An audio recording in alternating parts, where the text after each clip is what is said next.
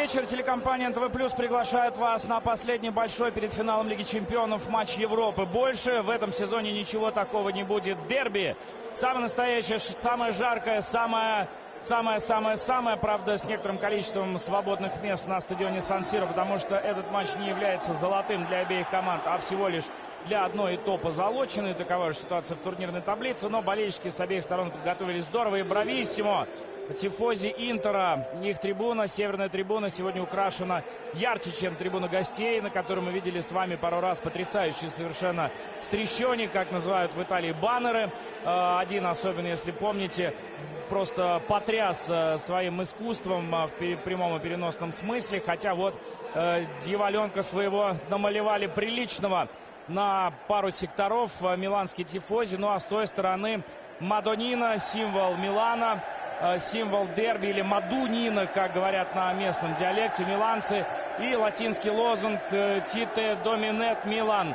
Это строка из одной из речевок многочисленных, которые периодически скандируют фанаты Интера на своих матчах. В общем, антураж вполне себе для дерби. Да, пусть есть немного свободных мест, но видали мы дерби и получше в плане антуража. Но с точки зрения значимости матча все более-менее в порядке. Да, Интер, конечно, не борется за высокие места, к сожалению, но борется Милан. И, по сути дела, сегодня решается, если не все, то многое с точки зрения борьбы за Скудетто. Валерий Георгиевич Карпин, многоуважаемый тренер московского «Спартака», сегодня посетовал по поводу того, что как же так, беспредел назначать матчи предпоследнего тура в разное время. Дескать, вот во всех остальных странах, и, скажем, в Ла Лиге предпоследний тур играется в одно время. Это только в Ла Лиге. В других странах, и в Италии в частности, лишь последний тур проводится в одно время. И Адриано Галлиани, как руководитель итальянского футбола, прекрасно знает, почему это делается. Чтобы как можно большее количество людей могли до последнего смотреть матчи в прямом эфире на телевидении. В Италии очень популярно платное телевидение. Не знаю, как в Испании, есть ли оно там. Но в Италии оно есть, и оно приносит клубам деньги. Поэтому, конечно, удобнее продать матчи по отдельности или там в каком-то пакете, чтобы люди могли побольше встреч посмотреть в предпоследнем туре. Да, в последнем туре, естественно, все играют одновременно.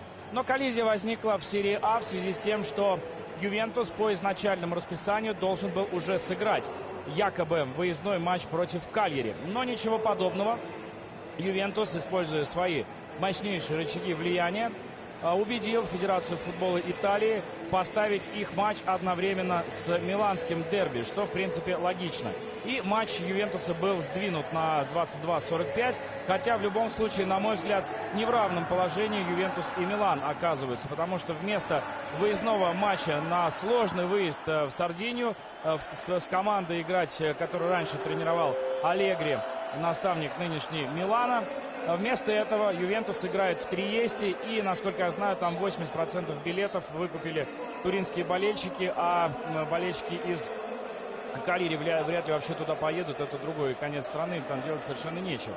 Я вам обещаю, что по ходу матча не буду вообще вам говорить о том, как проходит игра в Триесте, потому что мы транслируем эту встречу на другом канале. Но я, конечно же, не смогу повлиять на диктора и табло стадиона Сан-Сиро. Если там что-то будут объявлять, по реакции болельщиков мы с вами поймем, что происходит. И, естественно, в конце матча, я просто предупреждаю сразу, естественно, я скажу, как закончился поединок Ювентуса и Кальяри, потому что от этого зависит, собственно, смысл происходящего и тот расклад, с которым команды отправятся в последний тур. В последнем туре Милан и Ювентус играют домашние поединки против команд, с которыми ни те, ни другие не имеют права терять очки. Поэтому сегодня, по сути дела, как я уже сказал, решается все. Составы абсолютно предсказуемы, никаких сюрпризов, поэтому я не сделал специально паузу для вас. И обратив внимание, здесь, ой, смотрите, состав знали за неделю до матча все, и никаких сюрпризов не произошло. Сегодня герой Иван Кордоба. Перед началом матча игроки Интера появились на разминке все до одного футболки, причем футболки по размеру, сшитые для каждого. Футболки со вторым номером, с фамилией Кордоба. Иван сегодня проводит свой последний матч в составе Интера, и я абсолютно уверен, что как бы ни развивались события этой встречи, самый молодой в настоящий момент тренер итальянской серии А, вот он, абсолютно неожиданная фигура, появившаяся на посту главного тренера Интера, Андреа Страмачони, выпустит Кордобу под аплодисменты, выпустит Ивана на бис. 13 сезонов верой и правдой Иван отслужил за черно-синих, и сегодня он прощается с клубом. Ну, с клубом вряд ли. Сегодня он прощается с карьерой футболиста в Интере. Он сказал о том, что потом озвучит через некоторое время, что он будет делать дальше, останется ли в системе клуба, может быть, продолжит карьеру где-то за рубежом. Но с Интером сегодня Иван Кордоба прощается, и поэтому Интер сегодня постарается преподнести подарок своему товарищу, ветерану, лидеру и так далее и тому подобное. Но у Интера есть еще турнирная задача. Турнирная задача очень простая. Рома сделала все, чтобы не попасть в Лигу Европы. И Рома сегодня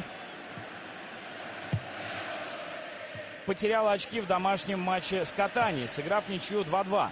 Сьена Парма 0-2, Новара Чезена 3-0. Палермо Кьеву развлечение 4-4, Удинезе Дженова 2-0. Аталанта Лацио 0-2. И, внимание, Болонья Наполи 2-0. Наполи проиграл Лечи Фиорентину 0-1. В результате в турнирной таблице сложилась следующая ситуация. Ювентус 78 очков, и он сейчас играет в Триесте с Кальяри. Милан 77 очков. Удинезе 61 очко. Лацио 59. Наполи 58. Интер 55. Рома 53. Парма 53. В случае победы в сегодняшнем матче Интер гарантирует себе участие в Лиге Европы на будущий год, потому что в финале Кубка Италии встречаются команды, которые стоят выше Интера в турнирной таблице, и, соответственно, шестое место даст возможность играть в Лиге Европы. Поэтому задача Интера понятна, и вот за что команда борется. Хотя у нее еще в любом случае остается матч последнего тура, в случае, если сегодня не удастся выполнить задачу. Но последний тур у Интера сложный. Выезд в Рим на матч против Лацио, который к тому моменту, может быть, еще до конца не потеряет шансы на третье место и на путевку в Лигу Чемпионов. Вот вам расклад и мотивация Интера. Она, конечно, не до скудетто, как сказали бы в Италии, но это тоже приличная мотивация. С Миланом все ясно. Победа в этой встрече. Надежда на то, что Кальяри на чужом своем поле побьется и отберет у Ювентуса очки, как это совершенно неожиданно для всех сделал в предыдущем туре Лечи, который сыграл в ничью с Ювентусом на их поле. Вот в чем надежда Милана. Но надо брать свои 3 очка, потому что при всех прочих результатах просто бессмысленно говорить о чем бы то ни было и о скудетто. И Милан и так плеваться должен от того, что на ровном месте взял и подарил ничью Болоньи на своем поле, сыграв ничью 1-1. Правда, с тех пор у Милана 3 победы подряд. У Интера под руководством нового наставника всего лишь одно поражение с 1 апреля, с тех пор, как вот этот вот абсолютно никому неизвестный тренер возглавил Интер в качестве главного. Интер выигрывал, играл в ничью, проиграл Парме вот в предыдущем туре. Собственно, с интригой мы разобрались. Давайте теперь пройдемся по, на всякий случай, фамилиям игроков, если вдруг вы еще не всех опознали. Участников сегодняшнего дерби. Джулио Сезар в воротах Интера, Лусио 6 номер, Санетти 4, Майкон 13, Самуэль 25, Нагатома 55, Снейдер 10, Камбьясу 19, Гуарин 14, Альварес 11, Милито 22. Фарлан не играет, он не сумел подготовиться к матчу, восстановиться после травмы. Из других потерь Интера сейчас куда-то пропала специально.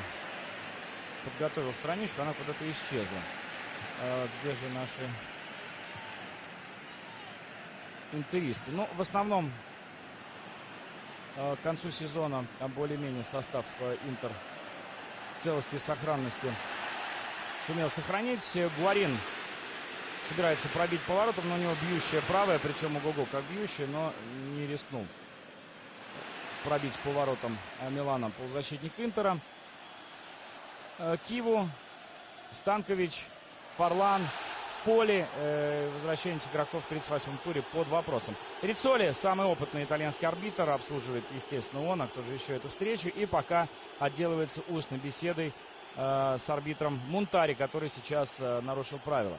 Состав Милана тоже вполне предсказуемый, с учетом травм и потерь, которые у Милана существуют. Объятия защищает ворота. 32 номер, Неста 13, Епис 76, Бонера 25, Абате 20. Причем Бонера, универсал, сегодня закрывает левую бровку. Он может и в центре, и справа сыграть, но сегодня вот не нашлось никого на позицию левого защитника. Ван Бомель 4, Мунтари 14, Боатенг 27, 22 Ночерину, 70 Рубиньо, 11 Ибрагимович. Жаль, что Антонио Кассано, который великолепно отыграл вот в предыдущих матчах, постепенно набирающий форму. Жаль, что он не в стартовом составе, но я думаю, что его обязательно тренер выпустит. Миксес, потерявший доверие после чудовищной ошибки в Барселоне, перестал попадать в основной состав, и поэтому в отсутствии Тиаго Сильвы, который не успел восстановиться к этому матчу, не Миксеза предпочел Алегри, а все-таки более опытного Еписа. Гуарин заряжает с правой.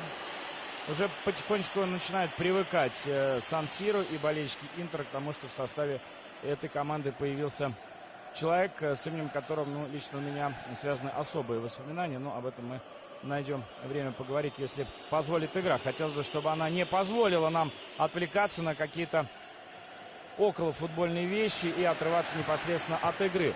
Действительно, последний большущий матч в Европе. Во всех странах уже почти все сыграли, что только можно. Ну, там в Англии что-то есть вроде Ливерпуля с Челси, по-моему, если я не ошибаюсь. Ну, кто-то с кем-то вот из таких топовых играет. Но, правда, не находящихся вверху турнирной таблицы.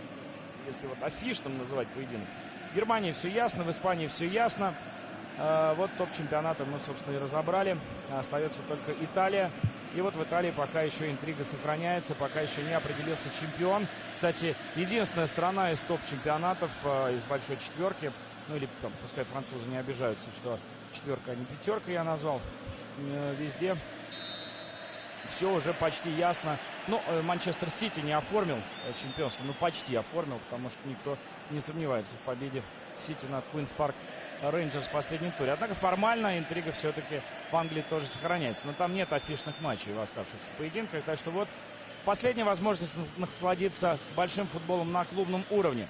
Ибрагимович получает передачу от Абате. Мяч дальше задержать гостям не удалось. Из-под ноги у Ибрагимовича мяч выбили. Продолжается, кстати говоря, гонка среди бомбардиров за титулом. И пока опережает всех Златан. 26 мячей на его счету, 23 у Кавани, 22 у Ди Натали и 20 у Диего Милиту, также участника сегодняшнего матча.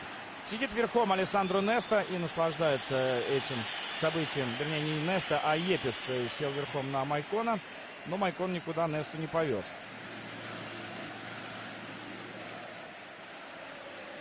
Бонера собирается бросить мяч из-за боковой линии.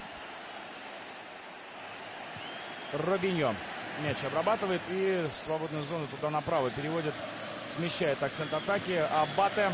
Ибрагимович разворачивается, смотрит, где Робиньо. У Милана, конечно, очень серьезный вариант усиления игры. Это Антонио Кассано, который набирает постепенно форму.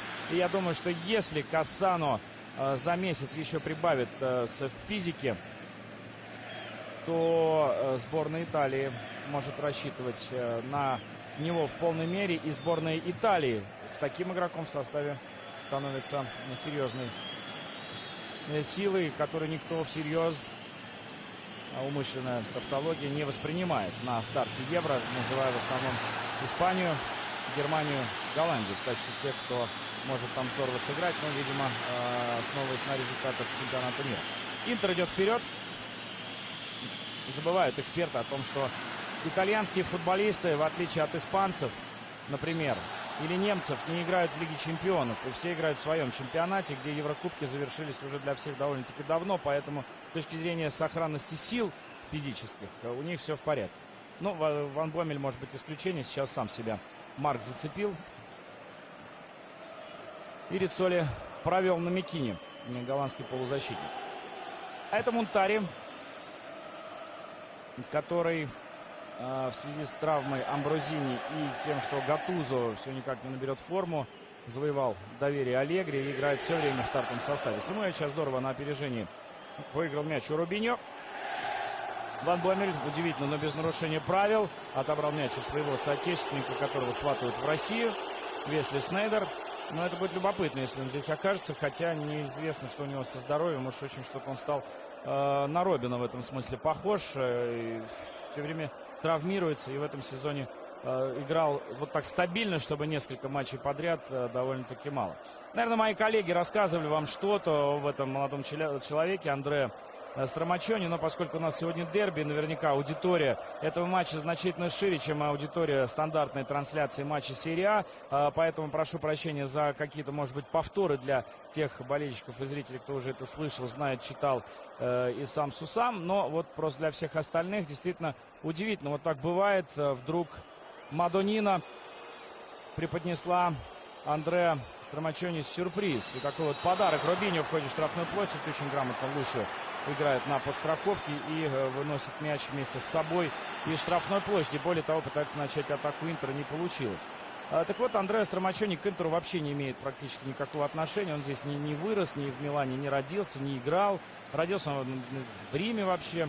Начинал там свою футбольную карьеру. Он полупрофессиональный футболист. У него высшее образование. Он юрист, он специалист и диплом писал по коммерческим делам, связанным с акционированием спортивных обществ и футбольных клубов, разминкой для объятий. Так что голова у Страмачони на плечах совершенно точно присутствует. Это не из серии было у отца 3 сына, 2 умных, а 3-й футболист. Нет, у него высшее образование. Ну, хотя, мне кажется, вообще сейчас эта пословица все больше и больше теряет актуальность. Так вот, начинал тренером молодежных команд. В Интер попал более-менее случайно. На него обратил внимание руководитель департамента молодежных команд Интера Эрнесто Паулило. Это было в 2011 году. То есть вообще в Интере чуть больше года, представляете? Он выиграл юношескую лигу чемпионов для игроков до 19 лет. Боатенг сейчас пытается нанести удар по воротам, но там вдвоем его накрывают Санетти и Самуэль, и пробить двух аргентинцев не сумел игрок Милана. Атака Милана продолжается, и после нее я продолжу историю про Страмачони. Тем более, что чуть-чуть не забил 27-й гол Ибрагимович. Буквально какого-то миллиметра-сантиметра не хватило сейчас точности его удару.